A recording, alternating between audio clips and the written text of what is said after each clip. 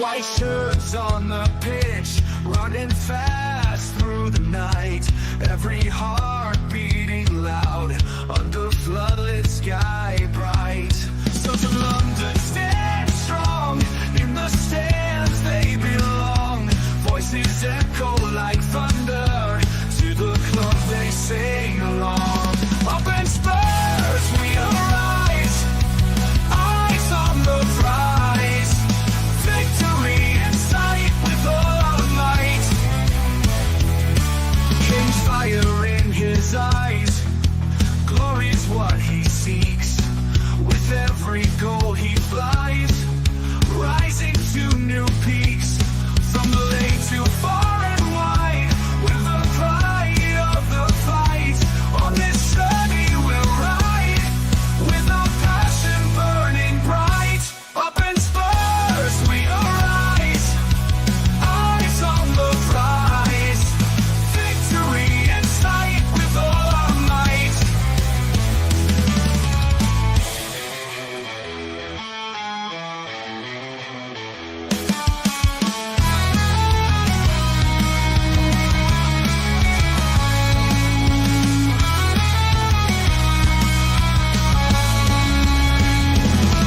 From the lane to far and wide, with the pride of the fight.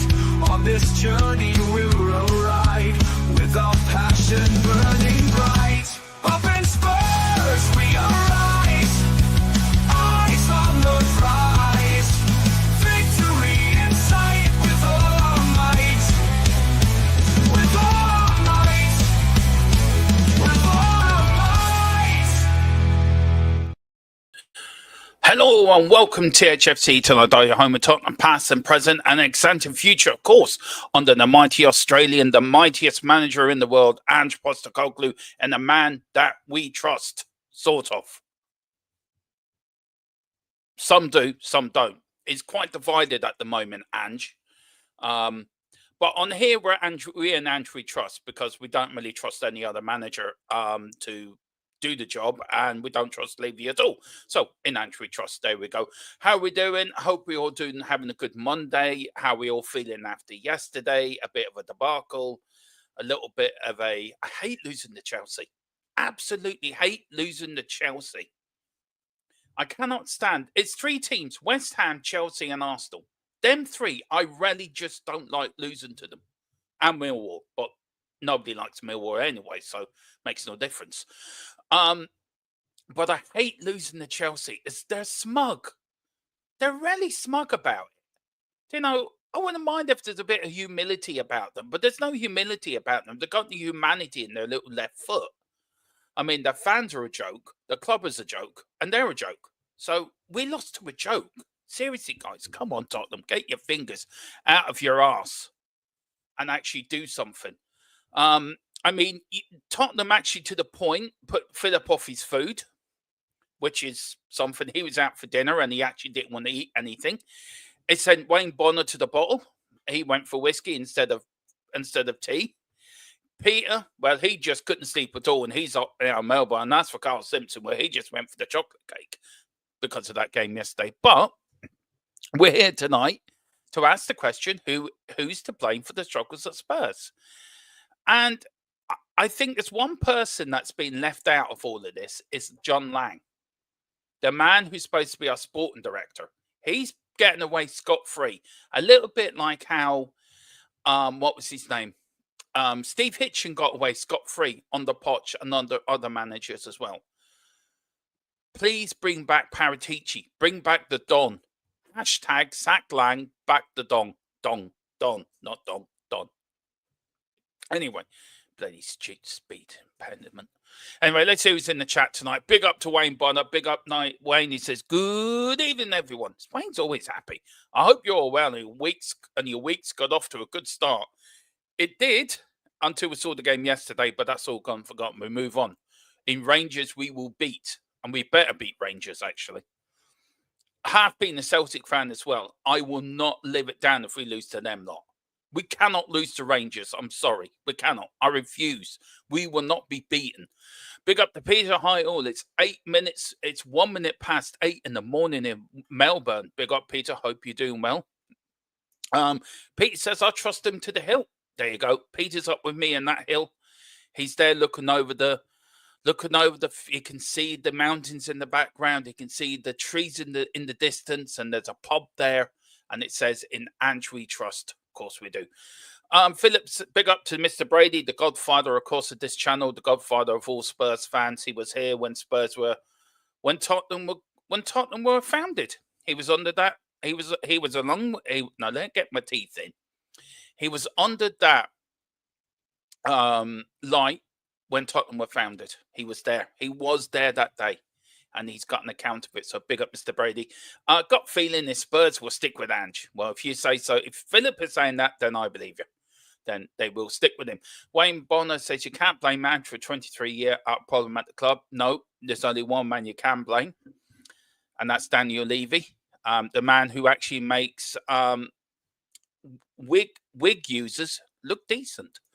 Carl Simpson says, hello, everyone in the chat.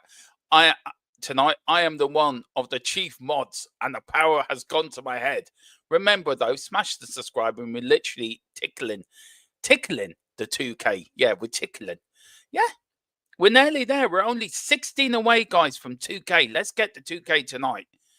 Doubt it, but let's try. I'd love to get there for Christmas. Big up to Neil Shafton as well. I think you live in LA, don't you, Neil? Big up, Neil. It's not losing so much as the way we lost to them. I get that. That's the bit that got me as well.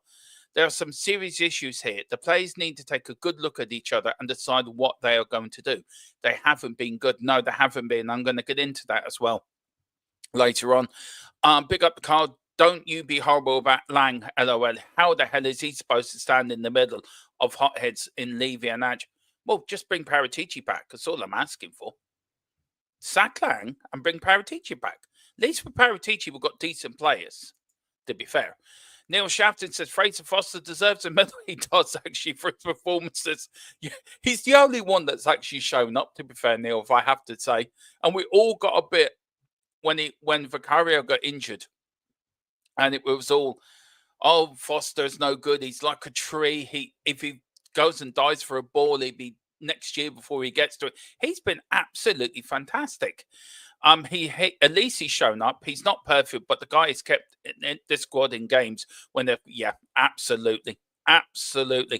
But guys, let me know what you think of the game yesterday. Let me know your thoughts on it. Who was your man of the match? Who was your best player? Who was your worst player? And do you know who is to blame for the struggles at Spurs? And I suppose everyone will. I've seen a lot of people today, right, saying Ange is the problem. I listened to a bit of Talk Sport, people ringing up, Ange is the problem. But surely the problem starts at the top. It starts who owns the football club, and that is Daniel Levy. Let's start there. He's the one that comes in, picks the manager, and supposedly picks the right team to go around this manager. And for me, I think he's the biggest problem out of the lot. I think Daniel Levy, for 23, 24 years, has run the football club to a point where it's not a football club anymore. It's an entertainment company. And we have always tried in this channel to be very fair in our views on Daniel Levy. We've tried to be very fair on how we feel about Daniel Levy and what he's doing to the club that we love, the club that we've grown up supporting. And it's got to a point now where you're putting more money into NFL. You're putting more money into concerts, boxing. You're putting more money into Formula One, which I'm a massive fan of, by the way, but it's not the point.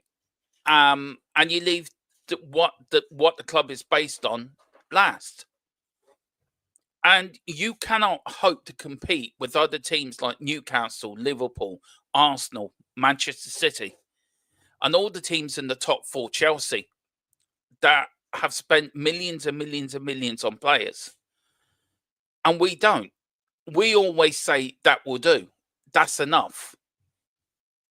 And our transfer window we did in the summer was poor. The outgoings was absolutely fantastic. Our incomings was absolutely diabolical.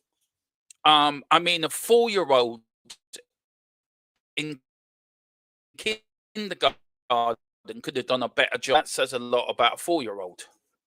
And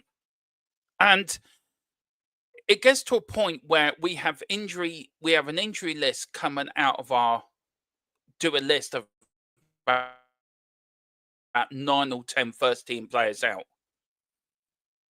And we haven't got the players to cover them. We have to look at them.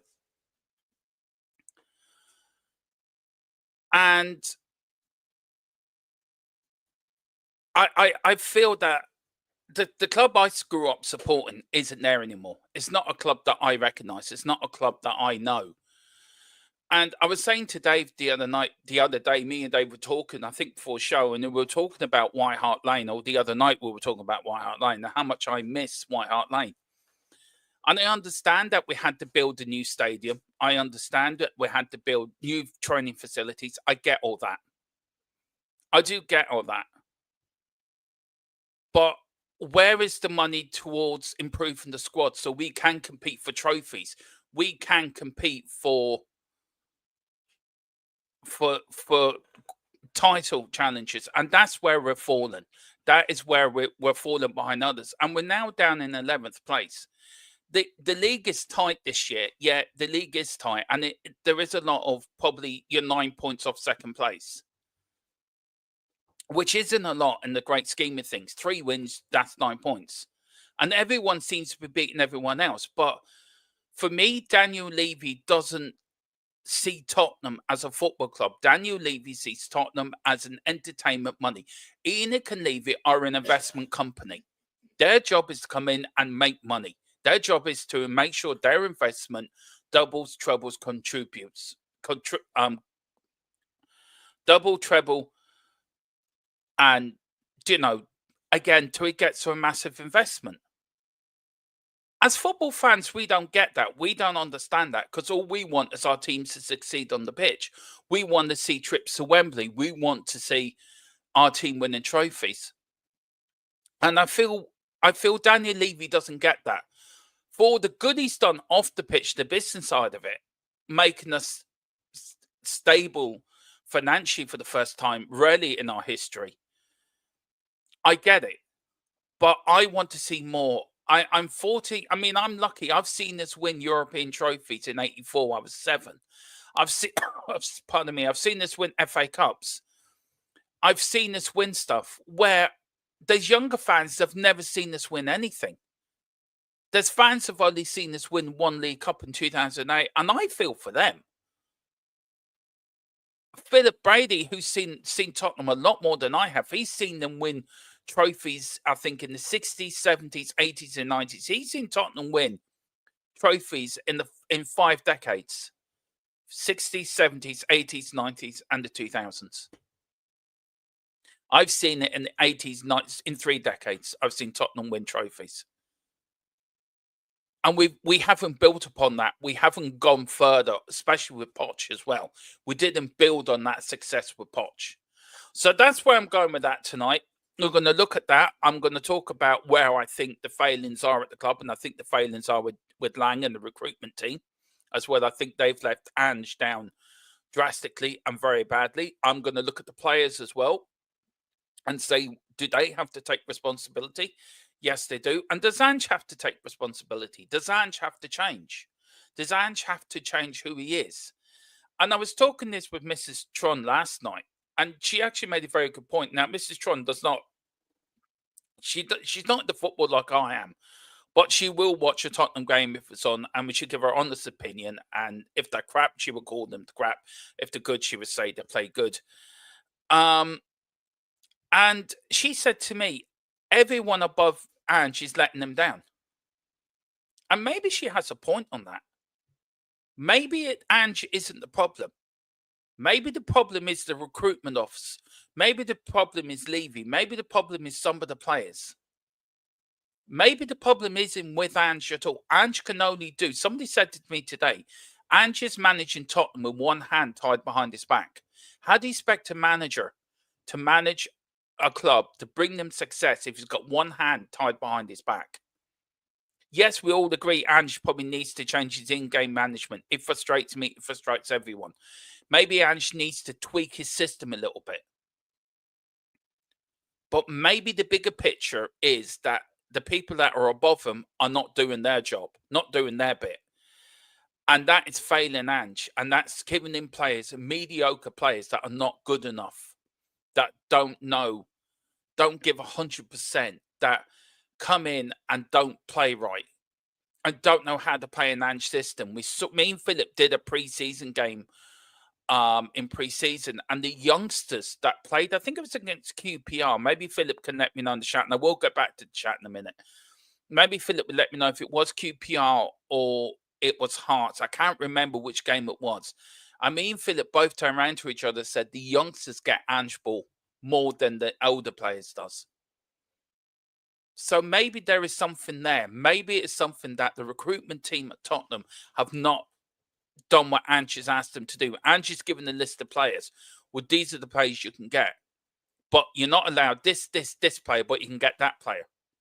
What's Ange going to say? Well, I need players. I need a squad. Yeah, I have to go for him then. If that was Paratici, you look at the players Paratici brought in. Mickey van der Ven, Vicario, Romero. Look at the players, quality of players Paratici brought in to the quality of players Lang brought in. And there's a massive gulf in difference in quality and players that Lang has brought in to Paratici. And with Paratici, we had a better transfer window that summer than we have under Lang. And I think this is what worries me going into January. Are we going to back Ange in January? And I have a very hard doubt we are. Are we going to get the players that we desperately need? And the answer to that is probably no. Let me go back into the chat. Then what we're going to do, we're going to talk about Chelsea game, go over through the predictions. We're going to give our player ratings, go over the stats, and a few bits to come out from Ange about Brendan Johnson, Romero, when he'd be back, and other bits like that. Then we're going to, there's a few PDFs that I've saw about, one of them's about how much Tottenham actually don't depend on the TV money anymore, and how much money we're making on match day, and how the club is actually sort of bankrolling itself. But all that money's not going back into the football club. It's going back into the pockets of Levy and Enoch. I'm not getting, this is not a Levy out or Enoch out stream. This is not me saying I want them gone from my football club. Look, I want my football club to succeed. And we all know there's a lot of different talks around Tottenham at the moment. We've brought you loads of breaking news on that over the last month or so. So the day might come when Levy will leave. But I just want to put it into perspective that, you know, Tottenham and Liverpool, the only two sides in the Premier League that don't depend on TV money as much as other clubs do. But we don't spend the money correctly. And that's the point I'm probably going to try to make. But let's go back into the chat. Let's see, where were we? Here we go. Big up to Philip, said that Romero did that. Yeah, exactly. And I want to get into that as well. Anthony Taylor yesterday, how woeful was he yesterday as a manager? How woeful yesterday was he as a referee? Because VAR and him totally shafted us yesterday. That player gets sent off for a tackle, and Liverpool player did a tackle, I think it was last season, and it was not as, he foot went over the top of the ball and caught Sarr, I think, and he got a straight red for that. Where's the referee sending this Chelsea play off straight red? It shows VAR and is not consistent. VAR is so, and there will be a show about this. Me and Colin are going to do a show on VAR. The inconsistency of VAR, and also where's this offside thing that was supposed to come in at the start of the season? We're now in December, and it still isn't here. I mean, it's a joke. It's a laughing joke that football is run by two idiots in a room somewhere, that trained monkeys could actually run VAR better than the idiots that are in there. And that says a lot about VAR, that trained monkeys or trained elephants or trained giraffes or trained whatever could actually, a 3-year-old could run VAR better than the idiots were in the VAR room yesterday. That says a lot. And he gets sent off, the game's changed on its head. So, you know, I think Ange has a right to be angry, and he has a right to be angry about VR. It was a dreadful decision. I called it in the watch along yesterday that was a sending off. But who are we? We're just fans that not listen to, as usual. And big up Neil. I don't think this is an Ange thing. It's a Levy thing. Exactly. He's gone cheap with his signings, and I think he's caused bigger names to pass on signing with Spurs. I think you're spot on with that. I think you're spot on with that, Neil. I think you've hit the nail on the head to save money. What's he saving it for? You can't take it with you when you die. You're not like the Egyptian. Levy thinks he's like one of those Egyptian gods. They're going to build a massive pyramid for him, stick him in it with all his money around him, and spend it in the afterlife. Jesus Christ, spend it on the football club. Spend it on good players to make us successful. If you're watching this, Daniel Levy, I know you're not, but if somebody knows Daniel Levy, get them to watch this little bit. You want to earn more money, make us win trophies. You win more money that way. It's science. It's you using your noodle. As I said, a 3-year-old could work that out. Mr. Brady, Keith Birkinshaw, the legend that is Mr. Birkinshaw. I think he's 84, 85 now, isn't he, Philip? Keith Birkinshaw, the man who won us 2 FA Cups and a UEFA Cup and brought Ozzy and Ricky to White Hart Lane. And Philip nearly fell out of his chair when he read Ozzy and Ricky were coming. I bet he did. And there was no Sky Sports that day either. You said there used to be a football club in there. Do you know what, Philip? There used to be a football. I think he said that in 84 when he left. I think we haven't been a football club since 2001. That's how long we haven't been a football. For 23 years, we have not been a football club. It's really angry. I love my club. I love Tottenham Hotspur. That apart from my family, who come first in everything, Tottenham Hotspur is my second love. And that man, the man that runs Tottenham Hotspur Football Club, is running it like an entertainment company. Really pisses me off. And in a way, I have no problem with the extra whatever it does. The stadium standing empty anyways, Philip always says to me, and he makes a very good point in this. But there's a very big but. We are a football club. That's what we're about. That's what we were founded on. We weren't founded Tottenham Hotspur F1 track. We weren't founded Tottenham Hotspur boxing club. We weren't founded Tottenham Hotspur musical club. We were formed Tottenham Hotspur Football Club. And the football has seemed to have gone down the list of priorities. And they do these things time and again, like changing the font or changing the badge. Well, the badge they changed it to, all they did was take off Tottenham Hotspur. It's the same badge we had in the 30s, 40s, 50s, 60s, 70s, 80s. It was only to the middle 80s or 90s that we changed it. And Daniel Levy, for me, doesn't get it. He doesn't get the history that this great old club has. He doesn't get the people in the past that have made Tottenham Hotspur for what it is today. He doesn't get that the likes of Arthur Rowe, Bill Nick, John Cameron, the first man to win us an FA Cup as a non-league type club. Arthur Rowe, the first person to win us the league championship.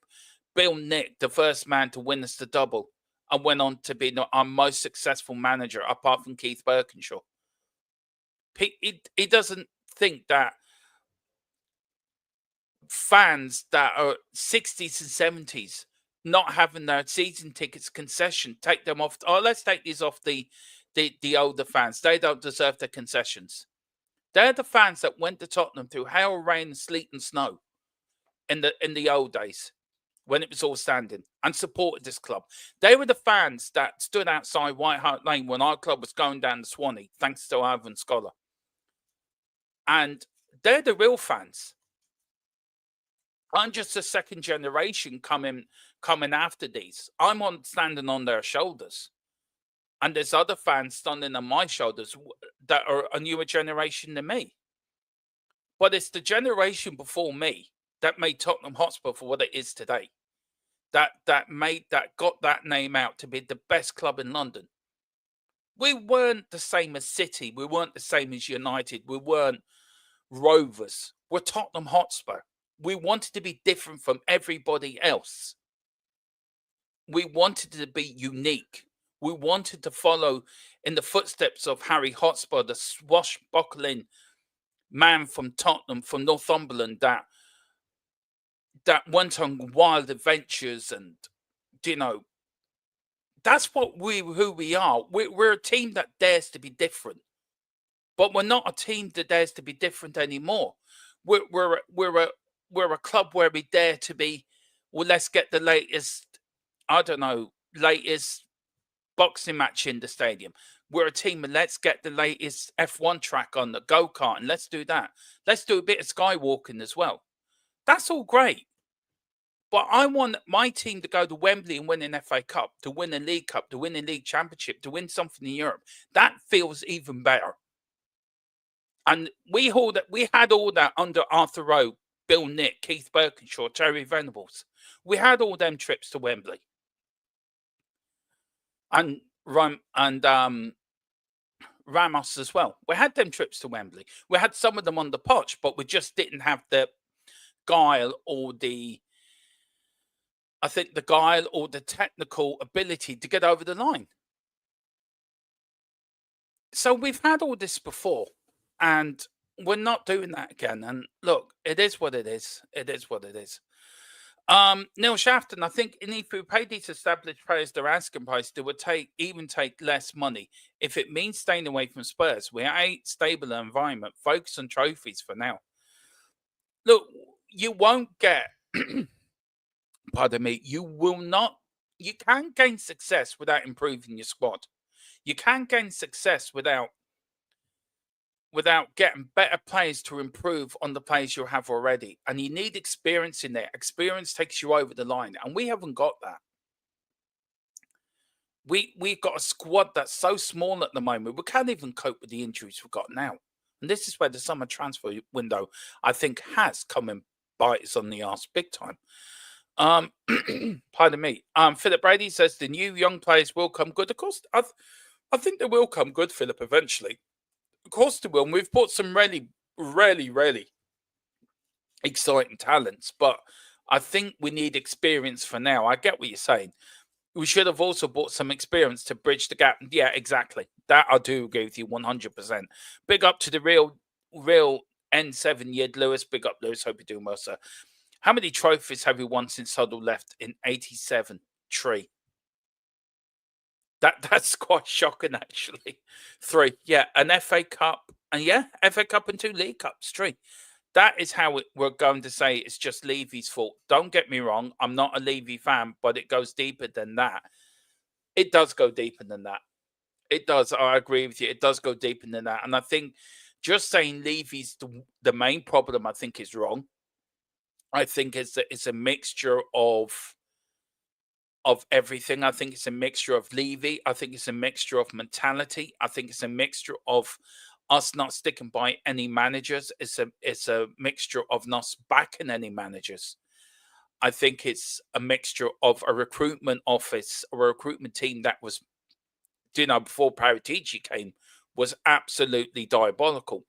It was also a factor of our youth team. Our youth system was woeful as well till Paratici came. And now, since Paratici came and he structured everything in, we've got some of the best young talent coming through the system. Since Paratici's left, our recruitment base has gone back to what it was before Paratici came, and that's the standard of players we're buying. Levy seemed to have gotten to his head. I want to buy young. I want to buy young. Yeah, buy young, improve them, get them good, and then we can double our selling price when we sell them. Instead of, let's buy now, let's get over the line, let's get a trophy, let's get that monkey off our back, win a trophy, and then we can build on that. And I think that's what we have to do, and we're not doing it. We are not doing it. We're really not doing that. Big up to Neil. Big up to Lewis anyway. Great comment, Lewis, by the way. The ownership sees Spurs as a cash cow, regardless of winning to losing. The punter will pay even when they don't win. So why bother actually making an effort to actually become a winner? Do you know what, Neil? I can't disagree with what you're saying. I really can't. Philip Brady, yeah, it was Hearts. It was Hearts, and I yeah, it was Hearts. Neil said, Romero come out, and I did like this today, actually, from Romero. Fair play to him coming out, showing the little balls as well. Romero come out and said he is Anjin. It's the guy in charge that have to let the team and the fans down with the approach of quantity over quality. Great to rebuild, but they have, but no, yeah, it's a rebuild's great as long as you rebuild it with the right players and the right structure. With youth and experience. You look back at the 80 side under Keith Birkinshaw. There was youth and there was experience in that team. That's why that team was successful. You go back to the Bill Nick side. That was probably the best team in the world. At that time in the early 60s, youth and experience. And of course, we had probably the greatest striker the world's ever seen in Jimmy Greaves, which didn't help. Which did help, I mean. So you've got to get it right. You look at Alex Ferguson and Man United over the years. He had a youth system to die for, but he had experience to go with that as well. Experience to bring them young players through the tough times, the difficult times. And then them youth players got experience, and then he brought in the next lot, and they were able to bring through them younger players. So at Tottenham, we don't. We just go for that will do. It's always that will do. And it's an attitude. We have our motto is to dare is to do. We don't do that. We're to dare, that's enough. Our motto is now that will do. Instead of to dare is to do. And that's what, we don't live to our motto. We don't live to what our motto is. And that's what really angers me sometimes. Big up Neil. Neil says 2 signings, Max in January. If Max, we can have the Korean coming in. Well, that's 1. But we need the goalie and the midfielder 6. But we have a bunch of Thai players to go. Yeah. I think we are going to do a pre-record before Christmas on players who we think will come into Tottenham, who we'd like to see, who we think should come to Spurs. So, and also we're going to do a squad list as well, who needs to do what and go where. Big up Carl. I think Ange has more control. We think, well, that's the problem. We don't know, Carl. We don't know if he has or not. That is the problem. We just do not know. Big up to Neil. Regardless of the ref and VAR, we ain't finishing our chances. Well, that is very true. We are pathetic in the final third. Our players are even second guessing now. Yeah. Yesterday, yeah. I agree with that wholeheartedly. I agree with that, Neil. Absolutely. 100%. Tequila says, big up Tequila. Hope you're feeling well, mate. And I hope you get back to the channel soon. It's who we are, mate. I think it's a bit harsh, Tequila. And I'll tell you why I think it's a bit harsh. Well, a little bit harsh. I'll explain why. I feel Ange Postecoglou sometimes lets his emotion overrule a sensible answer to a question. So if a reporter asks him a stupid question, he's going to come out with a comment, "Is who we are." I think he's used to tough media up in Scotland. Up in Scotland, it's on a different planet up there. especially with Celtic and Rangers, you are definitely in a different planet. But I feel down here, I think they just ask him stupid questions, and I think he gets pissed off with it.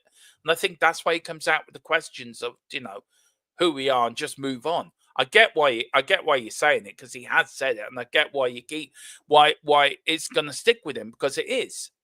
He just needs to be a bit more sensible in his answers. I think he really does. But big up Tequila. Hope you're doing well, sir. The real year then said, well, there's more control. He doesn't even train with the players most of the week, leaves it up to his coaches. Yeah. What's the way he does it? So, I get it why people feel like that. Carl says it's all their fault. I don't believe for 1 second that Ange has no power. He has power, but I don't think he has all the power that we all think he has. So we don't know. That's the problem. We don't know, because we don't know what goes on in the club. We don't know. And that's the problem. We're only guessing, we're only surmising that he does have power, or he doesn't have power, or he has the final say. We can only go by what he says in the press conferences. And he says he has the final say in transfers, then we have to take his word on that. But do you really believe Daniel Levy to let him have the final say in the transfer? I don't think so. Daniel Levy will have the final say on that. Carl Simpson says, we get so much money for the events at the stadium, which is exactly what they should do, as that is sensible. Problem is, I don't see, yeah, exactly, and that's the problem. The problem is, it doesn't make its way to the club. Of course it doesn't, because it goes into their hip pocket. They're an investment company, because their job is to if they're going to invest in something, their job is to make sure their investment to get as much capital back from that investment. That's their job. That's what Joe Lewis and Enid go in there for. It proves it. 1 trophy in 23 years. That's that's the problem. That is the problem in a pure nutshell. 1 trophy in 23 years. And we've had plenty of chances to win stuff under Poch, but we just never took the extra mile. We never put the extra effort into strengthening the squad, strengthening the squad we had. Yes, we have spent money, but we spent it in the wrong places, with the wrong players, on the wrong talent. Look at Dombele, Tanguy. The biggest waste of 60-odd million I think the club have ever spent. He spent more times, I think, sitting on the sideline than he did playing. It really is. It makes your head wobble. Neil Shafton says, you look at success, what else that City, United, Arsenal, Liverpool and Chelsea have another than football? That is the problem. Yeah, that's true. We've got Carl, big up Carl. It says Romero's only saying that because he knows the Spanish and talent. Yeah, I think so too. I think so too. I think, look, as much as I love Romero saying it, I think there might be a little bit of something in that as well. What you're saying, Carl, big up. Levy said we will be competing after the news. Do you know what? I agree with you. He said we would be competing. And we did compete. We got to a Champions League final. That's competing. And then what did we do after that? F4. We had 2 managers that have won everywhere they've gone under Conte and Mourinho. Didn't win anything with us. We had a Garden Gnome just stood there on the touchline, who's doing very well at Nottingham Forest at the moment. So he might not have been as bad as people thought. We had, do you know what? Since Poch left, we've had 2 of the greatest managers the world has seen. One in Jose Mourinho, who won everything everywhere he went. Didn't win anything at Tottenham. We had Antonio Conte, won everything everywhere he went. Didn't win anything with Tottenham Hotspur. We had Nuno, who's been quite successful with his other clubs and did very well at Wolves, by the way, while he was there. I don't think, given enough time at Tottenham, the fans started singing Levy out. Levy gets his little sacking gun ready, thinking, I'm going to sack him. Bring in Conte, didn't back him. Yeah, we got Champions League football and we were bored to death of his football. I mean, at one point, I think me and Philip nearly fell asleep during one watch along. It was that boring. But did what he said when he left, was it true what he said?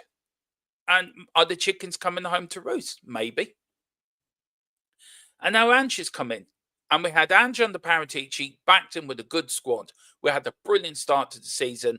Okay, we had our injury problems last season, but look, we got into Europe. That was the main objective. We didn't get to Europe the season before. We got to Europe under Ange. And this season we had a chance to step on, and we had a chance to really improve the squad and move on to the next level. And we had the right players in, we had the right manager in. Apparently we thought we had the right sporting director in. And what do? We balls it up. Because between the sporting director and the whoever has the final say, which we will never know, we balls it up. We didn't even back Ange properly last January when we had an injury crisis. We brought in 2 players. So anyone tells me Lang is a very good sporting director, I think you're very much mistaken and need to go to Specsavers. Because Paratici did a better job in one transfer window with Ange Postecoglou than Lang's done in 2. And also we lost the greatest striker in our generation who left the football club. And we've never replaced him either. And it's taken us over two windows to replace him. And we paid 65 million for Dom Solanke, who, don't get me wrong, I think Dom Solanke is a really good, he works hard for the team. He's not the greatest footballer in the world, but he works damn hard. And there was always do we go for Ivan Toney or do we go for Dom Solanke? There is talk somewhere along, I've been hearing rumours that we're going to go in for Ivan Toney in January. How true that is, I don't know. So let's call a spade a spade. I think John Lang needs to go. I think John Lang is one of the problems, and he's one of the people that have put an obstacle in the way of Ange doing his job properly. So there's your first problem. Our recruitment is not good enough. It really isn't good enough. It needs to be a hell of a lot better. And we have such an important January coming up and such an important summer coming up next summer where we need to get it right so we can compete for top 4. Because at the moment, we'd be lucky if we compete for top 7 or 8. We'd be lucky if we qualify for Europe this year. It really worries me. And we've got Man United on. I'm going to go through that later as well. Big up Tequila, big up Jared as well. It's all about how many barrels of beer we sold, how many pies. The club shop, how did it do this weekend? That is all one Levy wants to know. Yeah. And I tell you what, you can't disagree with that either. Pardon me. You can't disagree with that. Pardon me. It's true. And Tequila says, yes, we spent money, but we made sure we've trimmed the wage. But yeah, I've got a graph on that, by the way, Tequila. And you're going to be shocked by that, but you're spot on with that. Tequila, until Danny Boy goes, it'll be the same thing every year. No matter the manager, no matter the players. Sad, but there we are. Look, I don't think everything can be heaped on Danny Levy's door. I think I said the recruitment office has to take responsibility. I think the players have to take responsibility as well. You look at yesterday, for example, Basuma and Papa Sarr, what were you thinking? Giving away them 2 ridiculous penalties. That's not Daniel Levy's fault. That's not Ange's fault. It's players being brain dead. He loses the ball in the middle of the park, and he wants to, and the red mist comes down. He wants to get back and make up for a mistake. What's he do? He times his tackle and takes the player out. It's an easy decision for the referee. And then Papa Sarr, instead of just staying on your feet and just sticking by him and just shoving him out of the area, don't give him room, and somebody else helping him, what's he do? I'm going to go and tackle him in the middle of the area. and then give away another penalty, which gives us 4-2 down. And then we score a goal in the last minute. We haven't got enough time to get back to even get an equaliser. So I do get what you're saying. About Daniel Levy, I think there is other aspects where in this sort of who's to blame, that other people have to take responsibility. That other people have to do their jobs, and they're not doing their jobs. Everyone, the manager has to manage, the players have to play, the recruitment office have to do their job to help the manager, get the right players to fit his system so they can play well on the pitch. And Daniel Levy's job is to make sure that the recruitment officer and the recruitment team and the manager have enough money in the transfer key to buy the players that helps the manager. So it really is. It's like a well-oiled machine. And at the moment, the well-oiled machine is creaking and cranking with second-half bits or third-rate parts that need replacing. And we haven't replaced them because we're not connected. In days gone by, if a manager wanted a player, he would go straight to the chairman. Chairman buys the player. Now it's the manager speaks to the sporting director. The sporting director speaks to the recruitment office. The recruitment office go and speaks to the scouts. The scouts go and speak to the recruitment office. Then it goes up to the chairman. The chairman then goes. There's too many flaws. It needs to be simplified that it goes from A to B to C to D. Straightforward. Where instead of going to A to B to C to D to E to F to G H and then back to, and then it gets all complicated. And then when it comes back to the manager, he gets the list. Well, sorry, we couldn't get the player that you really wanted, but we can get you these 3 players that are probably a bit cheaper and do the same job. What's he going to do? What's Ange going to say? He can't say, well, no, I'm not going to have them players. And he knows he needs players for the squad. He's got to pick one of them 3. And if he probably does ask, why can I not get the player I want? Oh, well, he wasn't available. But yeah, he is available and goes to Man United for probably half the price. Carl Simpson. So, do you want a Postecoglou? Yes, of course I want Oh, I get you now. Postecoglou. Well, he's with the American team, so no, I don't want Poch back. As much as I did call Poch a loser, and I stand by what I said because he didn't win a trophy. If he had an experienced coach beside him, I think he would have won 1 or 2 trophies on the Poch. I think we would have won the league as well with Leicester if he had an experienced hand by his side just to guide him through them decisions. I think we would have won something from the Poch. I really do. Bring back David Pleat. Yeah, the only problem with bringing back David Pleat is about him breaking around corners and Luton. But you have to get a yearly subscription for the AA and the RAC, apparently. Lo Celso's on fire. Yeah, he's on fire at the moment. Come on, Tequila. We're competing in the musical fencing one. Yeah. The musical event, the World Championships. And there's another thing as well. Well, I am going to get onto it another stream, but the Club World Club, what a load of bullshit that is. Beyonce has a great backside. Yeah, I think, yeah. I let people make their own judgment of that in the chat. Lo Celso's on fire for real, but it's 6 and 5 assists this season. Anybody that leaves Spurs win? Yeah, they do. They do. Gerard, just spot on, sir. Neil, they can't axe Ange. He's still in contention. Yeah, look, I'm not saying they should sack him, and I don't think they will. But I just want him to have. I want him to be backed himself. I want everyone else to do their job. Everyone has to do a job when you run a football club. Everyone's got to be pulling in the same direction, and we're not pulling in the same direction. We've got an owner that wants to do his own thing. We've got a recruitment office that wants to do their own thing, that follows the philosophy of the owner. You've got a manager who wants to do his own thing, but hasn't got the players to do what he wants to do because the recruitment office won't give the manager what players he wants.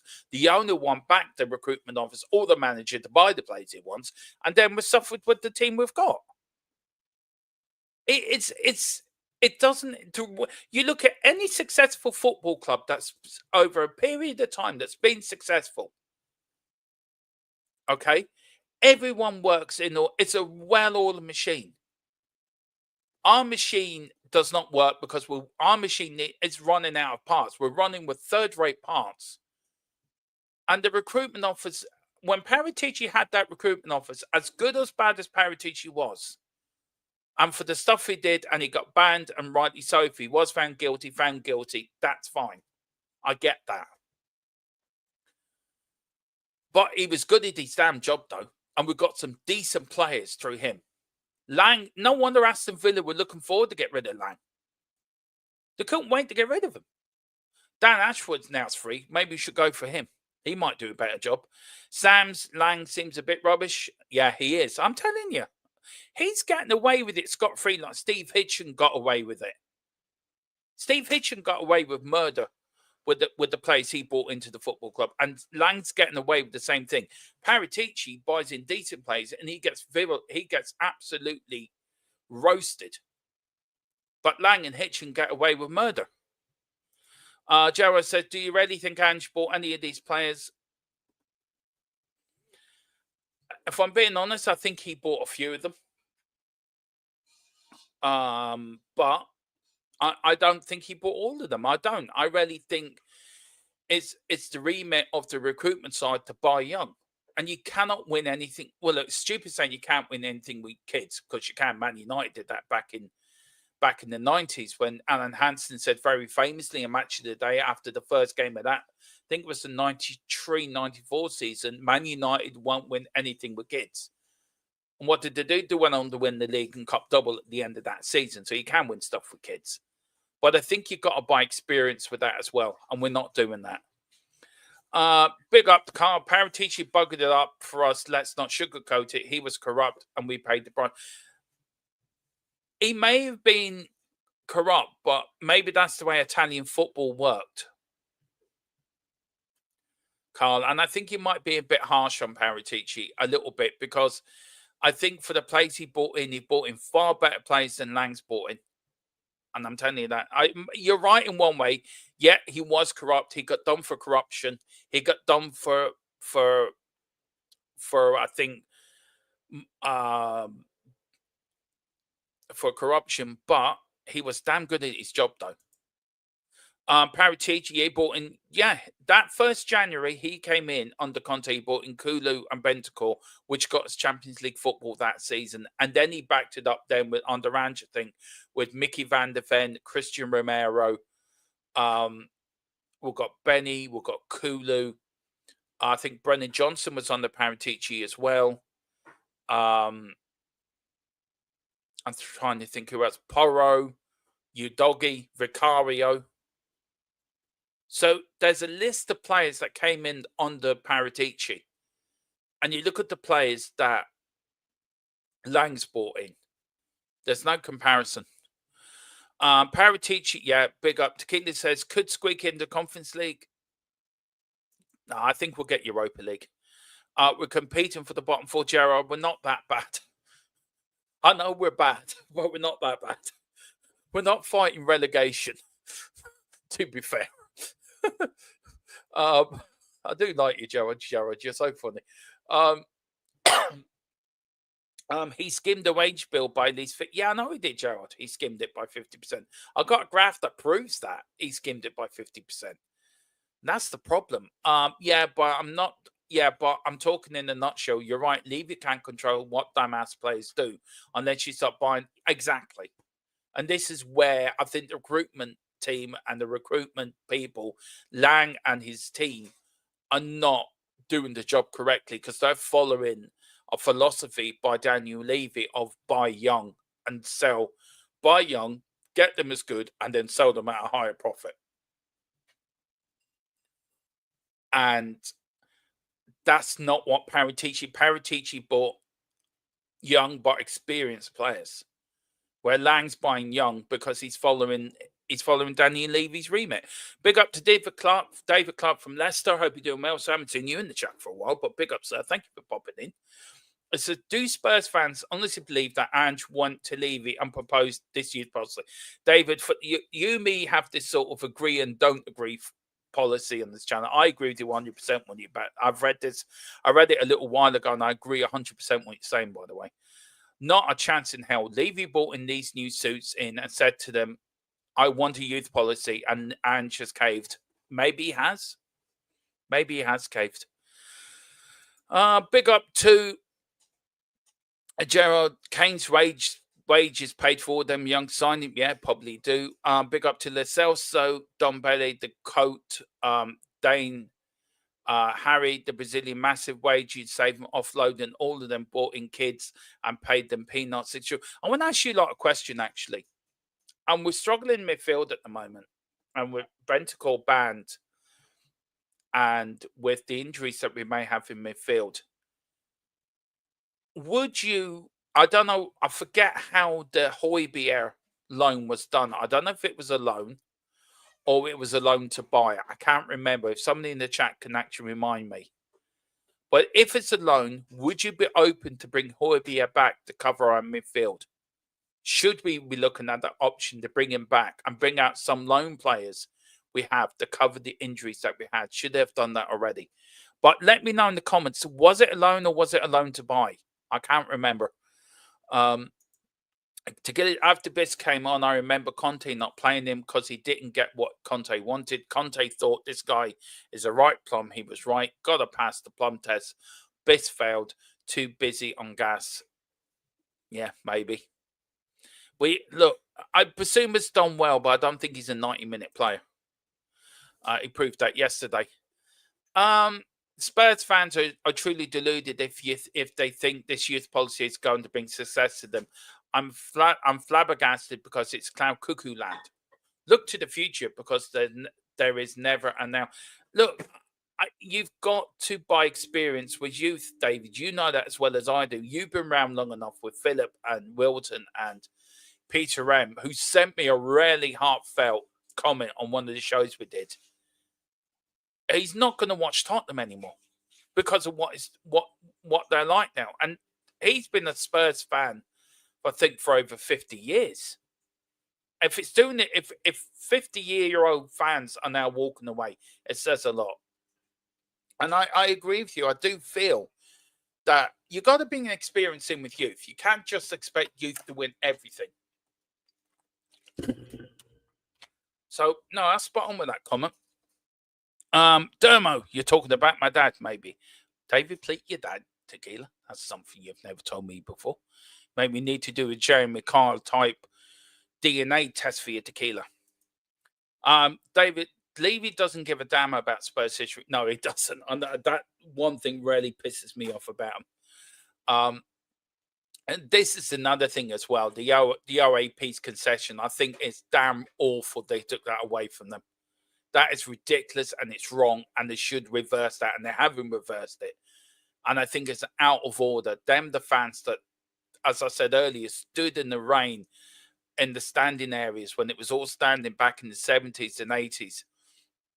And when we weren't great.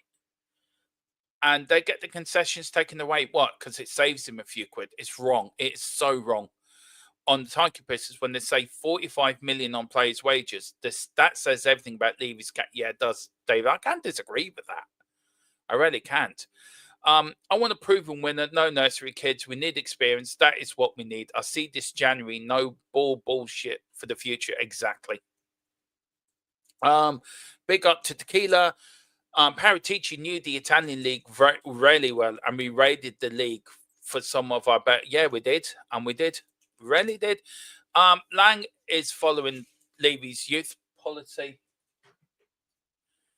on youth. He's got a free reign to get the best players. That's absolutely agreed. True, David. Levy, yeah, I think we can't disagree with that.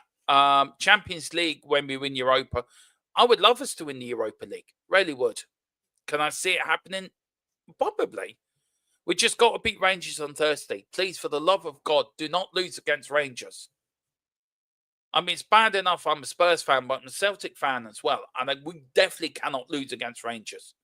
I know one certain individual will not leave me alone if we lose against Rangers because he will get a double laugh out of it. He's an Arsenal fan and a Rangers fan. Good evening, Bobby, if you're watching. Basuma suspended. He misses Southampton. Carl Simpson would have never have got rid of Højbjerg if I knew. Do you know what? I said at the time when Højbjerg left, I said at the time we're going to regret Højbjerg going, and we're now regretting Højbjerg going. He was a better number 6 than a lot of people gave him credit for. And a lot of fans get rid of him, get rid, and we've got rid of him. And I tell you one thing, that was a mistake. We should never have got rid of him. We could do with them now. I'm pretty sure Højbjerg's loan. Oh, okay, it's a loan to obligation to buy. So that's not going to happen. I can see why Ange was really wanting the lad for Chelsea. City, the transfer that would never end after seeing the midfielder. Oh, yeah. What's his name? Gallagher. Yeah. He would have tequila. And that went on for 3 transfer windows. You know that as well. You were getting sick of it. You said so at the time. Maybe you're talking that. He is on loan with an obligation to sign them. He is with Marseille's at present. Spurs can take him back, but would cause a wage. What won't cause of the wages involved. So we can take. I would take him back. We need him. We are a complete shambles, more than usual. Shamoot, you're dead on right there, sir. Big up. And how are you in New Zealand? Is it a nice, sunny morning? Let us know. We could raid Shamrock Rovers, but they would come to. Would they come to? Yeah, well, we're looking to buy a striker actually for Shamrock Rovers at the moment. So hopefully that is either Shamrock Rovers or St. Pat's. I think it's a strike from one of them clubs. But we are looking at a decent striker, so we'll have to wait and see. Tequila says, Rangers, terrible Domo. We will beat them. Bobby will be in tears. Sorry, Bobby. Yep, he will be in tears. Carl says, if Ange cannot beat Rangers, then he has done 50 times before sack him. Yeah, he cannot lose to Rangers. Please, no. I don't care, but at that night, I really am going to be half Celtic and half Spurs. I just want to beat Rangers at all costs. Don't care. Hope Rangers get relegated. The only club I really do not like. Brian Hill is tearing up Jet. Yeah, he is. Watched him the other night. Doing good.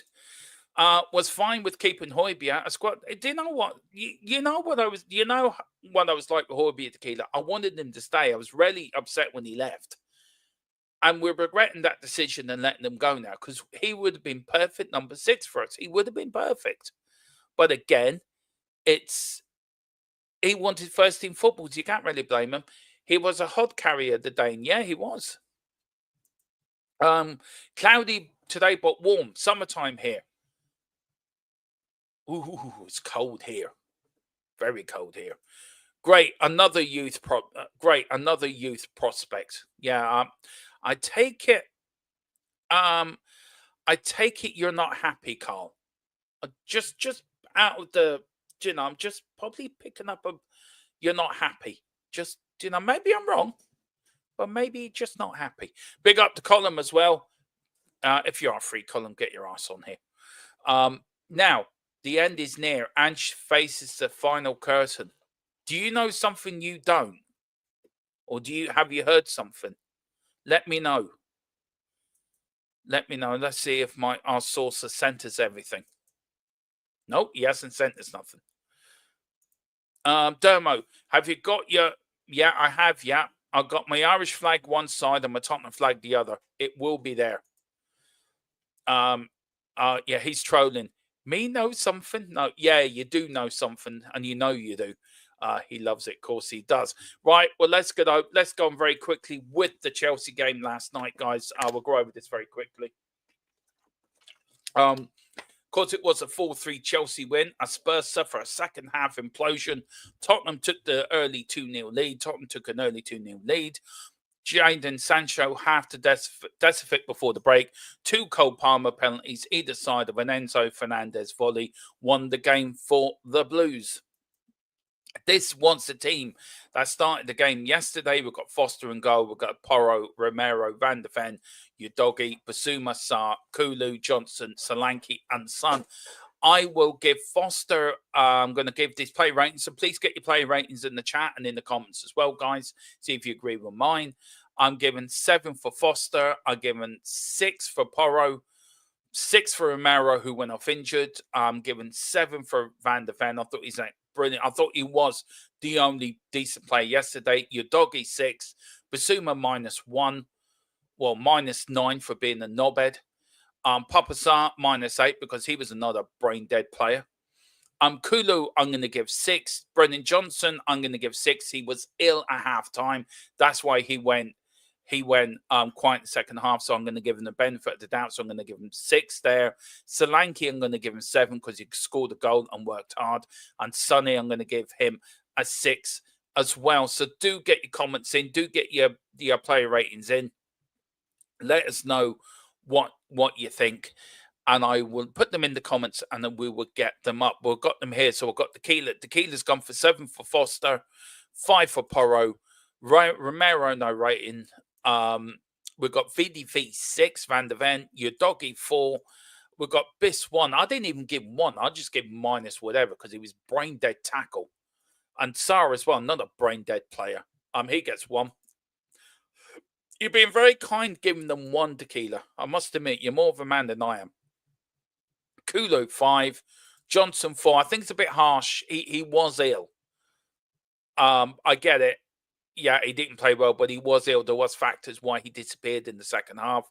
Carl says column, so he needs to win the next 2 games. 30 Dom 6. Neil says 38 matches in the K-League 12. Oh, that's for the young South Korean we're getting, isn't it? Oh, what's his name?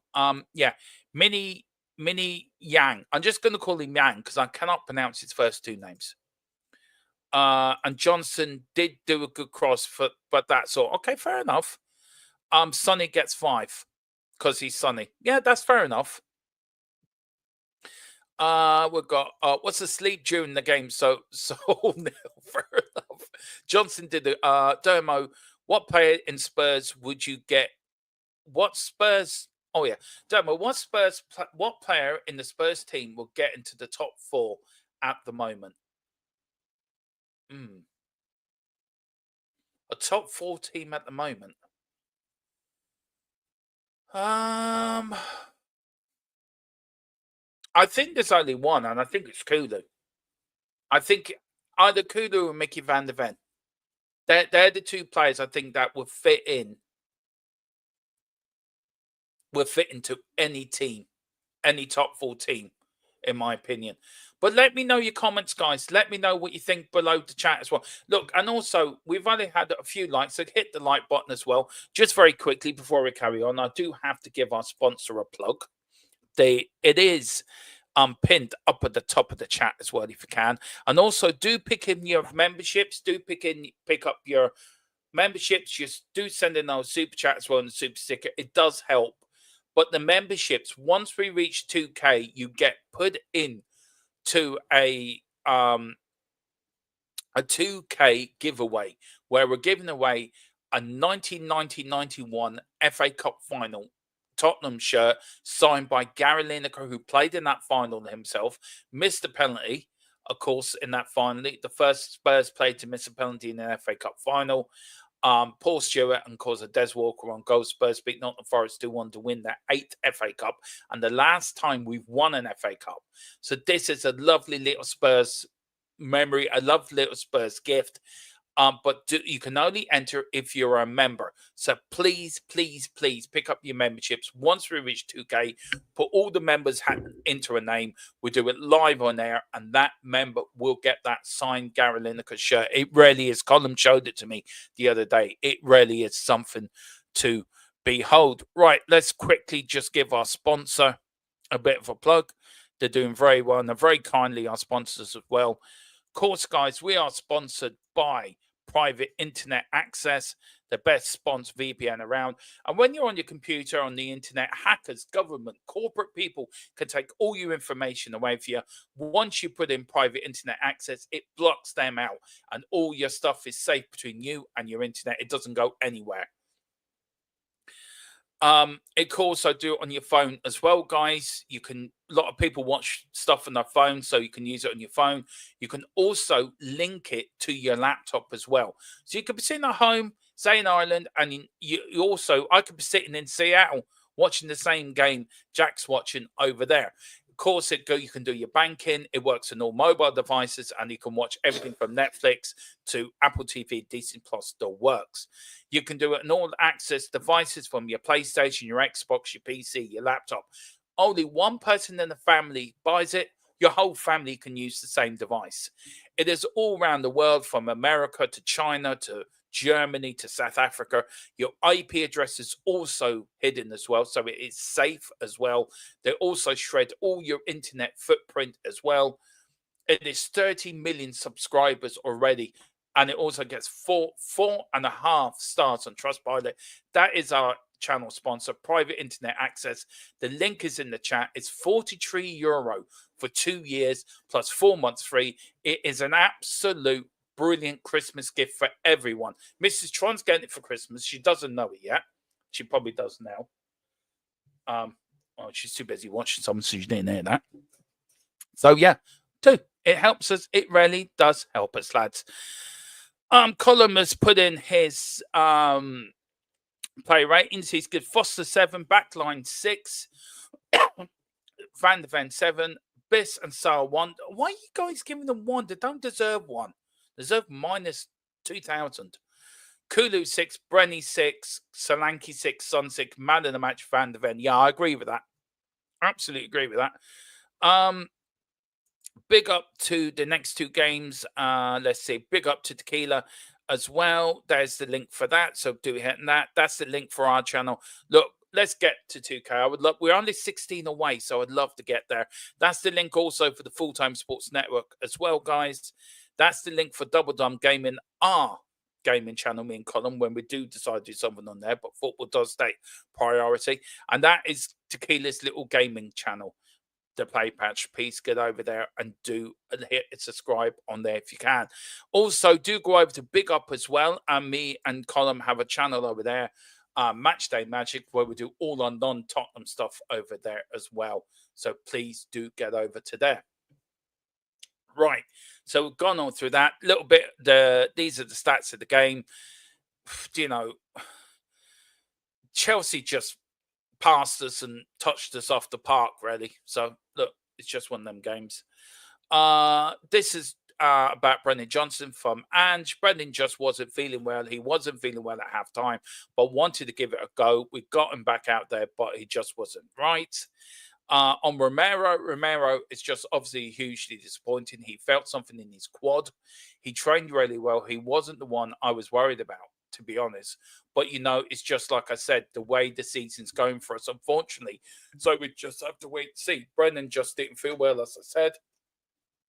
He didn't feel well at halftime, but he wanted to give it a go, but he just wasn't feeling 100%. I had to take him off. The plan was always for Mickey to play 60 or 70 minutes. I thought Romero would be okay to play the 90, but Mickey probably 60, 70. So we're always going to take him off. He didn't feel anything significant. He just felt tightness, but we were always going to take him off anyway. And this is Ange on the game itself. It says Ange is obviously it's painful and disappointing. We started the game awfully well. Again, played some fantastic football apart from the goals we scored. But then we lose certain after the second goal, which is just the way it's going for us. We don't seem to get it any time to get real foothold in games or in our season. That's disappointing. That's disrupting us for a little bit. They obviously scored, but I still felt in the first half we had the bigger moments. We could have got a third goal to kill the game off. In the second half, they started with a bit more intimacy, but got an equaliser. Then they had a massive moment when Sonny to go 3-2 up, and that's where the game can swing. I said it in commentary as well. I said it, Colin, that may come back and bite us on the arse. But we didn't take that, and then we let ourselves down with 2 poor challenges in the box to give away penalties. That's give them the advantage, lift us with a mountain to climb. So big up that as Ange's thoughts on the game. Tottenham are currently sitting in 11th Premier League table with just 6 wins from 15 after Sunday's defeat, which leaves the Australian coach with just 1 victory from his last 7 games. But we're still ahead of Man United. Now, this is Ange's transfer windows for 23-24, and of course, this season so far. In 23-24, Tottenham spent We had an income of 120.7 million. We spent over 272.1 million. So we made a loss of 151.4 million. So far this season, we had an income of 16 players out of 55.3 million. We spent 148.85 million. A lot of that was actually on Solanke. 65 million of that was Solanke.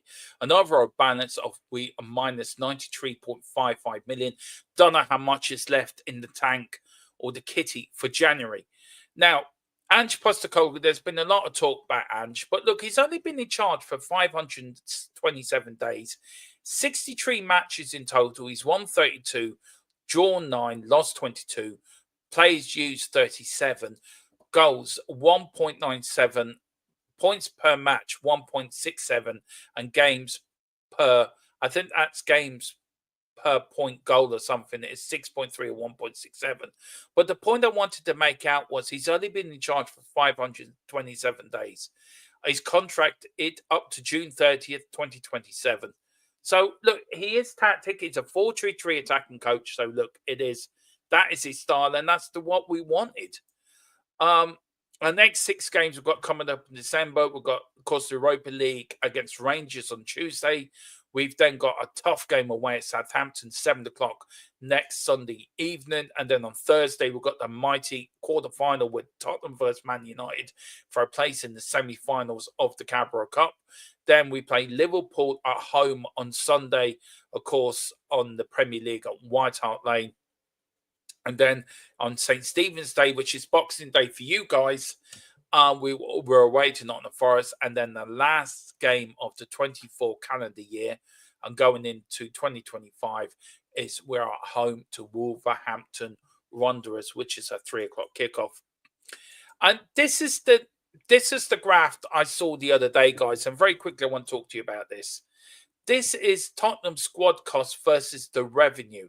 Now, the white dash is the revenue, the yellow is the wages, and the blue is the TV money. Now, Tottenham get 30.9% TV money every year. It's 550 million all in total.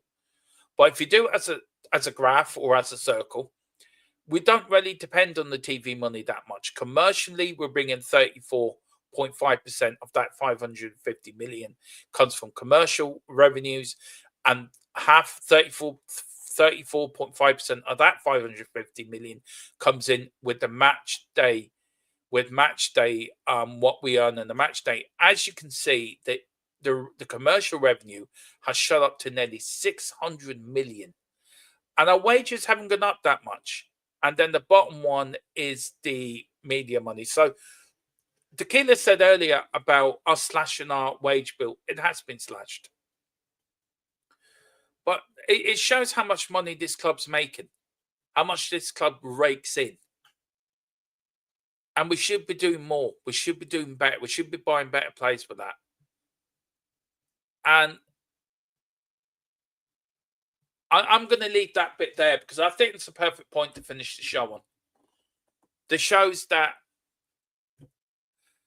we could do more than what we're doing. I think I've got one more slide there. And this is how the ownership structure is simplified. So Joe Lewis owned Family Trust. Well, his family trust, his sort of people own 71.1% of Tottenham. Daniel Levy owns 29.9%. So Enoch Sports, which is the Tottenham sort of company, own 100%, but 86.6% of that owns Enoch Sports, and 13.4% is owned by 30,000 external shareholders, and then that all boils down to Tottenham Hotspur Limited. So, that's who owns Tottenham. Look, to simplify and probably sum this show up in one word, who is to blame for the struggles at Spurs?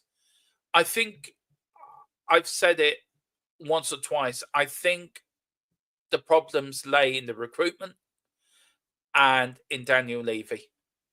I feel Ange Postecoglou is only doing what he can do. He's managing Spurs with one hand tied behind his back.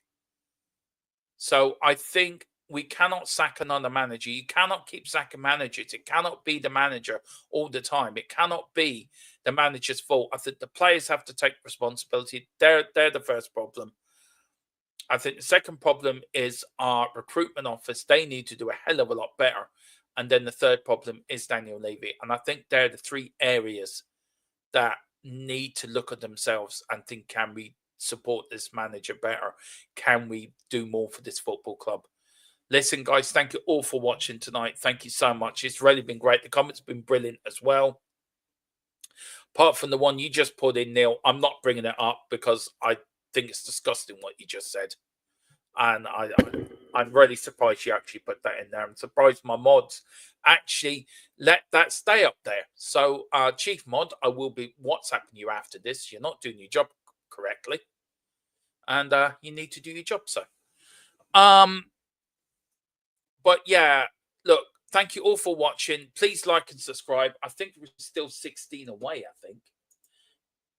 Yeah, we're still 16 away. We haven't budged from that. But yeah, please do like and subscribe. Let's get up to 2K. And if we can, and let's get it there, guys. We are, am I back tomorrow? No, I'm not on tomorrow. I am back Wednesday with the pre-match go. I'm back to Wednesday. I am back Wednesday. I just want to, where is it now? I am back Wednesday with the pre-match show for Rangers, and of course Thursday. Hang on, I'm just trying to look for something if I can. Okay, must be in the other chat then. Right, fine. I am back Thursday with the pre-match show, Wednesday with the pre-match show, Thursday with the Tottenham team talk, and of course the watch along. And I may do a post-match show afterwards, depends on the game. Friday we're back with, of course, the post-match show. Saturday we're getting all ready for, of course, Southampton, so all the pre-match stuff on Saturday. Sunday we're back with Tottenham team talks, and of course Tottenham, the watch along as way. Monday, I will do a post-match show. I'm away Tuesday, Wednesday for a little break for 2 days. Me and Mrs. Tron are going away for our anniversary, so we're going away for a few days. And then back Thursday evening for the watch-along. Me and Colin. I think Colin's doing the pre-match on Wednesday, so big up, Colin. Thank you so much indeed. And I didn't mean to bring that up. I'm really disgusted with myself. So I do apologise. I didn't mean to bring that up, and I will edit that bit out of the show. So I do apologise for on the Full-Time Sports Network, and everyone's seen that. I didn't mean to bring that up. So I wasn't concentrating on what I was doing. Right, okay. Thank you all for watching. Come on, you Spurs. In Big Andrew's trust, we never stop. We will get back to the good old days. But please, for the love of God, just please focus on the football club. Please like and subscribe. Let's get to 2K. Come on.